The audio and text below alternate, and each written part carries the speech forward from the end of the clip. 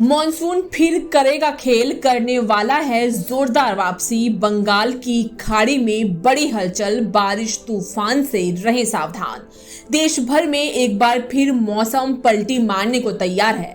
Monsoon वापस लौटने की कोशिश में है और बंगाल की खाड़ी में बन रही हलचल एक बार फिर मॉनसून को रफ्तार दे सकती है।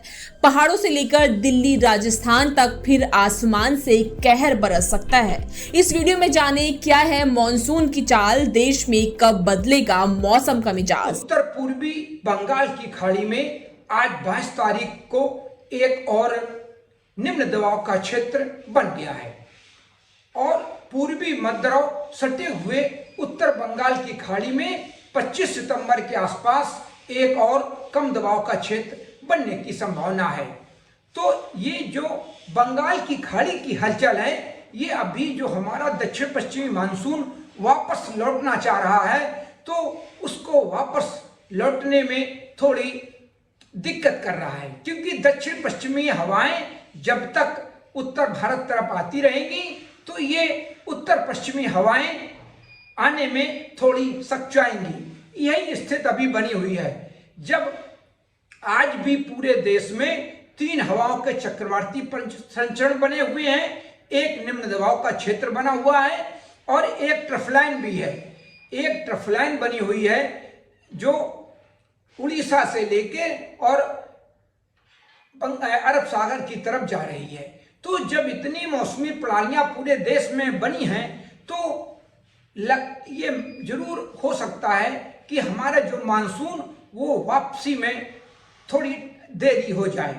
और आज भी आप देखिए, जो मानसून है वो आज गुजरात की, हरियाणा की और पंजाब के कुछ हिस्सों से वापस हो चुका है। अगले 2 से 4 दिन में गुजरात, राजस्थान, हरियाणा और हिमाचल प्रदेश, जम्मू कश्मीर के साथ कुछ और हिस्सों में दक्षिण पश्चिम मानसून की वापसी की परिस्थितियां अनुकूल होना चाह रही हैं। लेकिन बंगाल की खाड़ी की हलचल दक्षिण पश्चिम मानसून को रोकने में थोड़ी सक्षम हो रही है।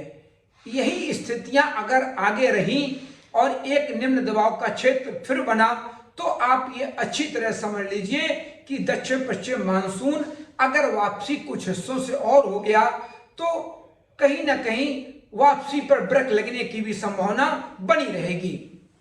और इसी के साथ जब ये निम्न दबाव का क्षेत्र आगे बढ़ेगा, तो मध्य भारत में, पूर्वी भारत में बारिश की गतिविधियां बढ़ेंगी और हो सकता है जो पहला निम्न दबाव का क्षेत्र आज बना है, ये उत्तर भारत पे थोड़ा कम असर करे, लेकिन जो अगला 29 तारीख में जो बनने जा रहा है निम्न दबाव का क्षेत्र, उसका असर पहाड़ों पर भी पड़ेगा और हमारे राष्ट्रीय राजधानी क्षेत्र पर भी पड़ेगा।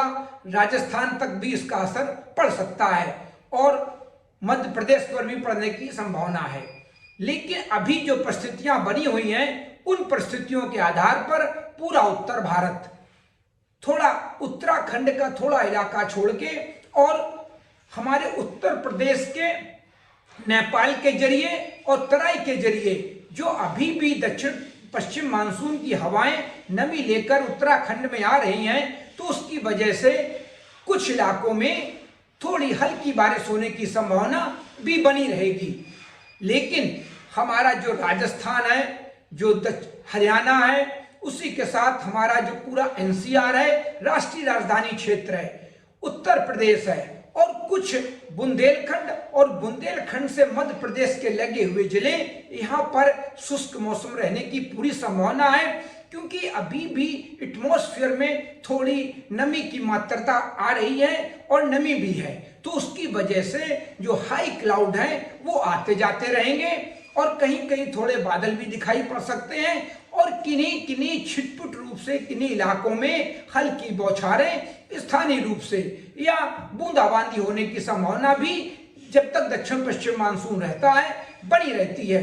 लेकिन तब तक जो स्थितियां हैं वो स्थितियां निश्चित रूप से श्रमिकों के लिए, किसानों के लिए और धूप में काम करने वालों के लिए अच्छी नहीं है, क्योंकि जब एटमॉस्फेयर में इतनी नमी रहती है और नमी के साथ इतनी तेज धूप निकलती है, आप जानते हैं इस समय पृथ्वी और सूर्य के बीच में कोई बैरियर नहीं होता है, कोई हमारा प्रदूषण नहीं होता है, कोई ग्रीन हाउस गैसेज नहीं होती हैं। बारिश के बाद आसमान बिल्कुल साफ होता है और उत्तर पश्चिमी हवाएं जो होती हैं ये आसमान को बिल्कुल क्लियर कर देती हैं। तो ऐसी स्थितियों में धूप जितनी देर निकलती है वो बहुत तेज धूप निकलती है और जो वातावरण में रिलेटिव ह्यूमिडिटी बनी होती है उसकी वजह से जो हमारे हीट इंडेक्स होते हैं वो 55 से ऊपर या 55 के आसपास बने रहते हैं।